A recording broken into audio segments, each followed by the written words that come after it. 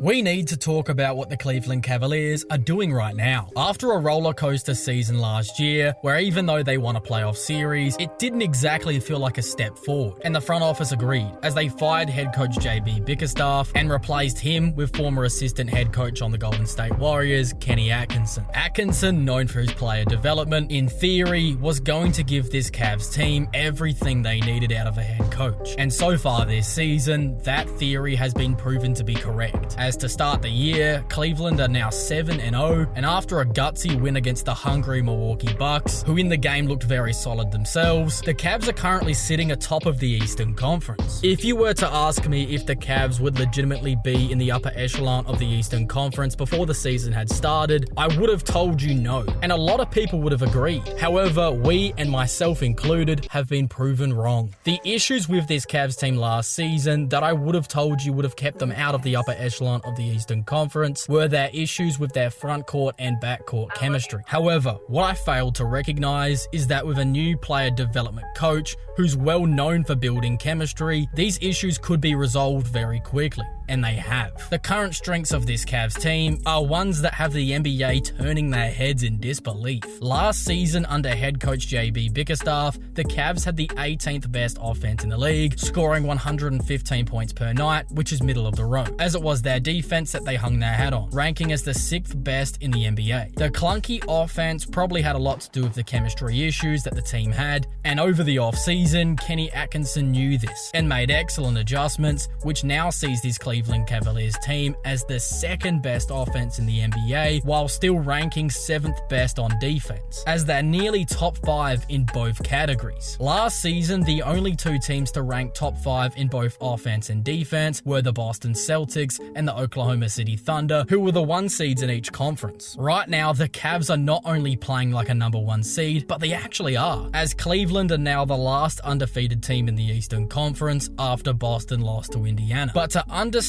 why they're so good right now, we have to understand why it didn't work last season. First, let's take a look at the backcourt combination of Donovan Mitchell and Darius Garland. Last season, in the games without Darius Garland and with Donovan Mitchell, Cleveland went 14-5, with Donovan putting up 29, 5, and 7 on 48% shooting. Then when Darius Garland was inserted back into the lineup, Cleveland dropped to 31-26, barely being a 500 team, with Donovan Mitchell now putting up 25, 5, and 5 on only 44% shooting. The chemistry issue was clearly still present, as the pair were taking shots away from each other, as overall the Cavs offense looked a little bit my turn, your turn, as they weren't using each other, and it looked like Cleveland were going to have to make a tough decision. However, the Cavs did make a decision, but it wasn't the one I thought they were going to make, as Cleveland have opted to go all in on this duo. Despite still ranking as the 14th best two-man combination on the Cavs roster, they've been able to accomplish a positive net rating of 7.9 points, showing off just how good this Cavs team has been to start the season. But to really contend for a title, I think the backcourt combination needs to be a highlight and not a negative for this team. But as the season goes on and the pair continues to get more accustomed to playing with each other, there's a real possibility that this backcourt could become a strength by the time the postseason rolls around. But that was only half of the puzzle, as the front court issues with Evan Mobley and Jarrett Allen were also concerning. Last season in the games without Evan Mobley and with Jarrett Allen, Cleveland had a winning record of 19-13. Yes, I know that's not that good of a record, but the fit on offense was definitely clunky at times with these two on the floor. With Allen being a non-shooter for his entire career, he wasn't going to start magically shooting them with Cleveland. So when Evan Mobley came into the league, it was going to be him that needed to develop a shot. And because Mobley wasn't very good from deep either, the Cavaliers had real spacing issues in the front court. This meant it was tough for Donovan Mitchell and Darius Garland to be able to penetrate into the paint for finishing opportunities. So over the last couple of seasons, Evan Mobley has been working tirelessly to become a better offensive player, and his hard work is finally paying off. From the field, Evan Mobley has been very efficient this season, making 56% on his 13 field goal attempts per game, which is then translated to 18.3 points a night. However, it was the 3-ball that needed the most work, and so far this season, he's making 45% of his triples. But it has been on low volume, as he's only attempting 1.8 per game. However, compared to his first 3 seasons in the NBA, these are elite numbers from Evan Mobley, as over the first 3 years in the NBA, he was only able to connect on 26% from downtown downtown on just 1.3 attempts per game, making him one of the worst three-point shooters in the league. Now, by no means are defenses now actively closing out to him, but at least they now have to think about helping off of him, as when he has to make the defense pay, he can now do so. But it's not just the three-point shot that he's improved, as across the board, Evan Mobley has taken a massive leap on the offensive side of the floor, and it's especially noticeable when you take a look at his footwork.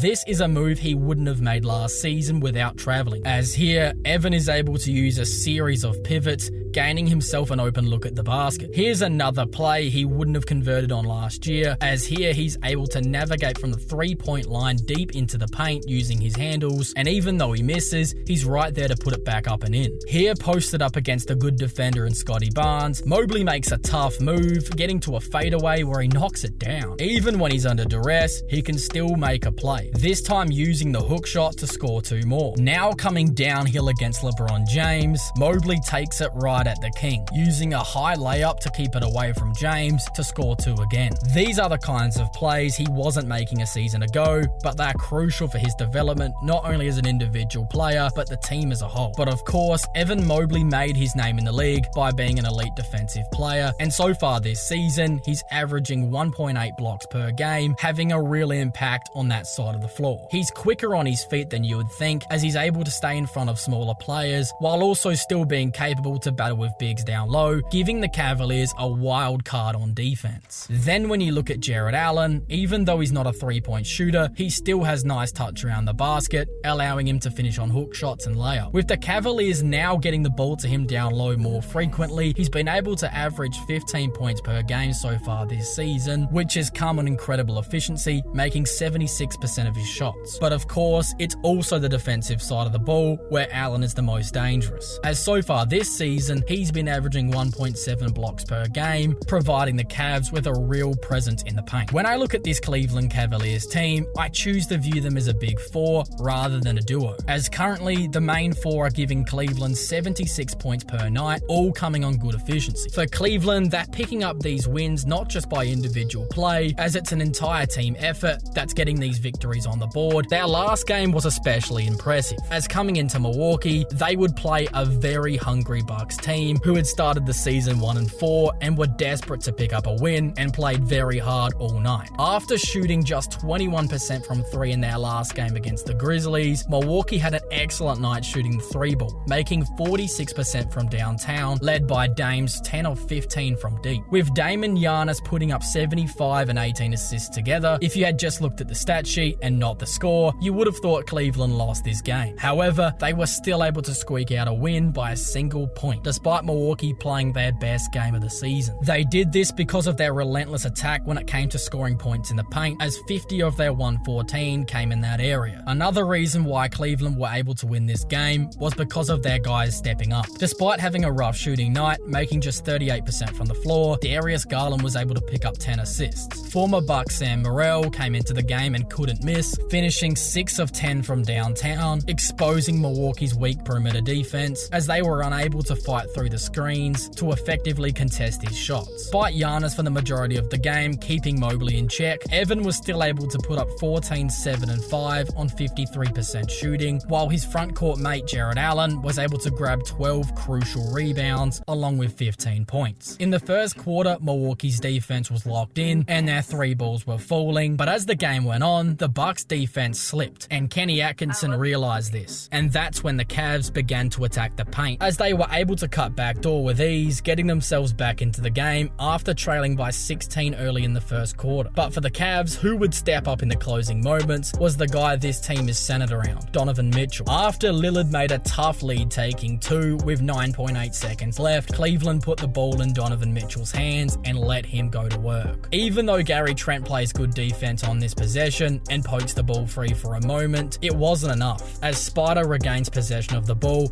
and puts a dagger through the heart of this Bucks team, who now fall to 1-5 on the season. A gutsy win like this tells us a lot about how good a team is, and they're not done with Milwaukee just yet, as they played them again in only 2 days' time at the time of recording this video, and that game will be back in Cleveland. After that, they're going to play the Pelicans, which is going to be a test, but it's the game against the Golden State Warriors, who have quietly been excellent to start the season, that's going to be a must-watch for me. If Cleveland win their next 3 3 games, they would be 10-0, and if that happens, you can bet that I'll be making another video on this team. Are the Cleveland Cavaliers actually in the upper echelon of the Eastern Conference, and do you think they're good enough to challenge Boston if they meet fully healthy in the postseason? Let me know your thoughts on this in the comments below.